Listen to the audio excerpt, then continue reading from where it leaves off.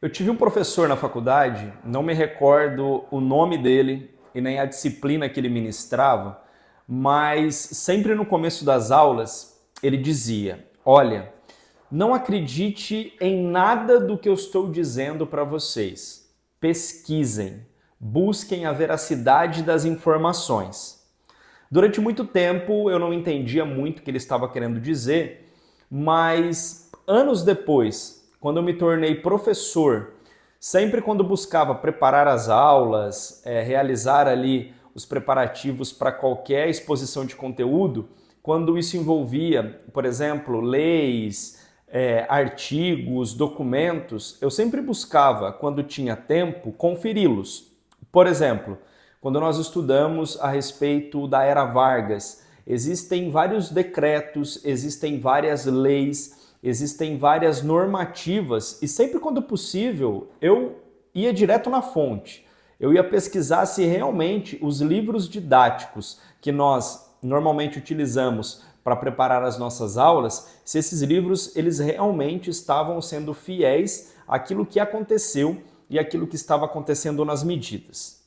Bom, por que eu estou falando isso? Daqui a pouco você vai entender. Antes, preciso me apresentar. Para quem não me conhece, eu sou o professor Tiago Veronese e você está no canal Conteúdos de História. Eu estou aqui com o ato institucional número 2 aberto no computador e ao lado eu tenho também alguns artigos que eu gostaria de destacar. Ou seja, essa aula vai servir tanto como um resumo das principais determinações do AI-2, mas também e fundamentalmente vem a ter o objetivo de desmistificar uma informação que está contida em quase todos os livros didáticos, em quase todas as pesquisas que você realiza na internet sobre o AI-2 e que está equivocada. Se essas informações pretendem fazer referência ao AI-2, são informações erradas. E qual informação é essa? Normalmente, quando você pesquisa um resumo sobre o AI-2 ou você se depara com um livro didático que fala sobre esse ato institucional, está escrito o seguinte: o AI-2 foi responsável pela criação do bipartidarismo no Brasil, no papel dos partidos Arena e MDB. Isso você pode recorrer a vários livros, a várias pesquisas na internet. Inclusive, se possível, eu vou colocar aqui na descrição várias matérias sobre o AI-2 que falam sobre isso que eu acabei de mencionar, que o AI-2 criou o bipartidarismo. E não foi bem assim. Mas antes de chegarmos a isso, eu gostaria de citar alguns artigos do ato institucional número 2, artigos que são importantes para nós entendermos algumas determinações e que servirão para você, por exemplo, que está assistindo esse vídeo e que vai realizar um concurso público ou que vai realizar um vestibular. Isso é necessário para a sua prova, isso é necessário ali para o seu concurso.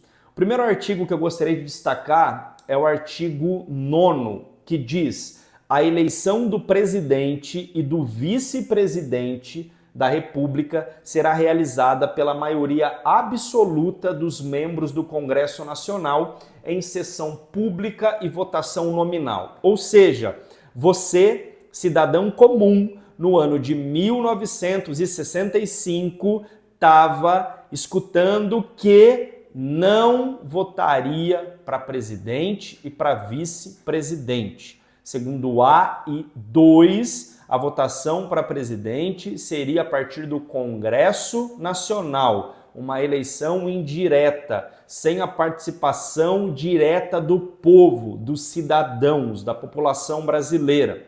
Um outro artigo importante, o artigo 13, que diz: o presidente da República poderá decretar o estado de sítio ou prorrogá-lo pelo prazo máximo de 180 dias para prevenir ou reprimir a subversão da ordem interna. Ou seja, aquele estado de sítio, aquele momento onde garantias e direitos constitucionais básicos estão suspensos, poderia ser decretado e prorrogado pelo presidente da República. Artigo 14.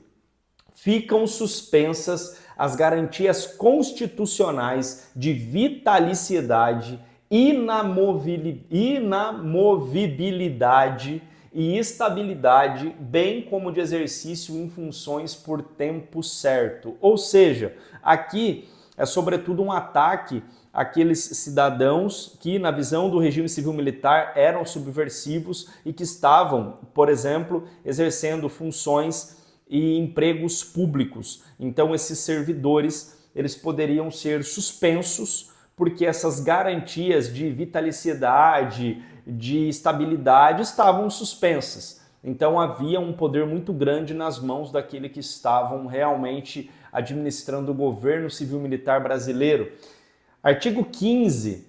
No interesse de preservar e consolidar a Revolução, o presidente da República, ouvido o Conselho de Segurança Nacional e sem as limitações previstas na Constituição, poderá suspender os direitos políticos de quaisquer cidadãos pelo prazo de 10 anos e cassar mandatos legislativos federais, estaduais e municipais. Ou seja, a partir do AI-2, havia a prerrogativa do presidente de sua estrutura de poder de cassar mandatos políticos e suspender os direitos políticos dos cidadãos por 10 anos.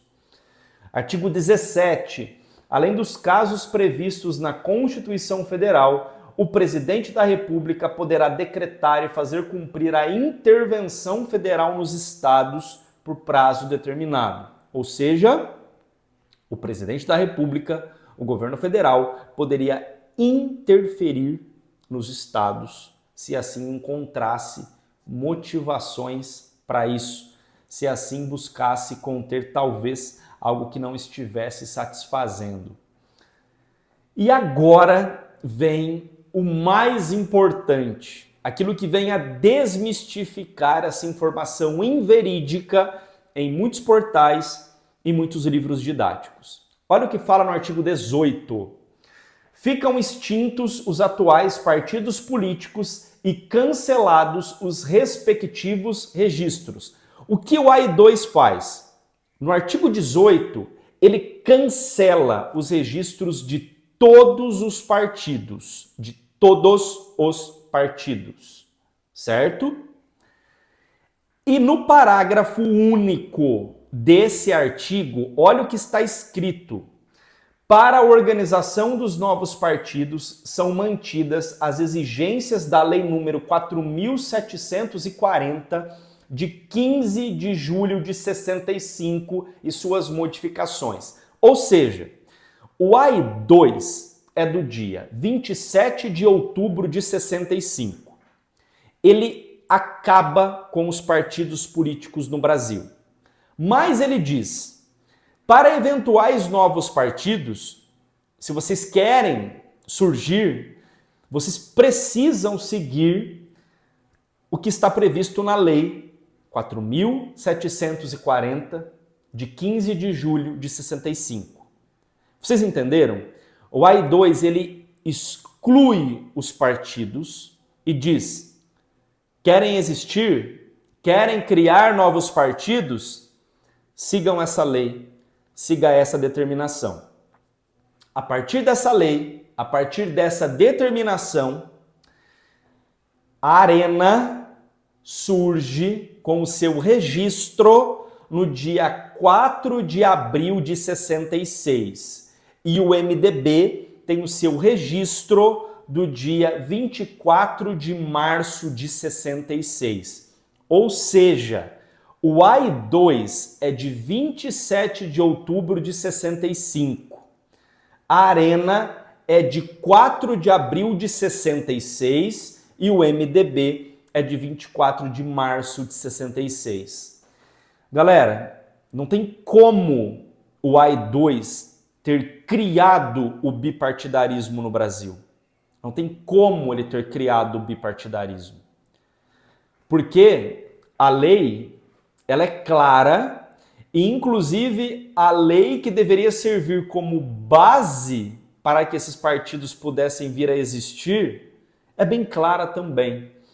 Então isso é importante para a gente entender que muitas vezes recebemos informações, recebemos ali escritos sobre determinados assuntos e não custa buscar a veracidade disso. O livro didático pode errar, porque ele é feito por um ser humano. Então é importante que sempre quando nós podemos, sempre quando nós temos a possibilidade, vá verificar o que realmente aconteceu, vá verificar o que realmente houve, factualmente, para que você não saia por aí espalhando informações que não são verídicas. Isso serve inclusive para os professores. Sempre que possível, pesquise, prepare a sua aula, busque as informações para que você não fique perpetuando informações inverídicas. Beleza? Bom, espero que você tenha gostado desse vídeo. Se você gostou, se inscreva em nosso canal. Deixe aqui nos comentários as suas impressões, as suas percepções, aquilo que você gostaria de ver aqui. E passeie pelas playlists, porque tem bastante conteúdo para você, seja aluno, seja professor ou apenas um curioso. Certo? Grande abraço e até o próximo vídeo.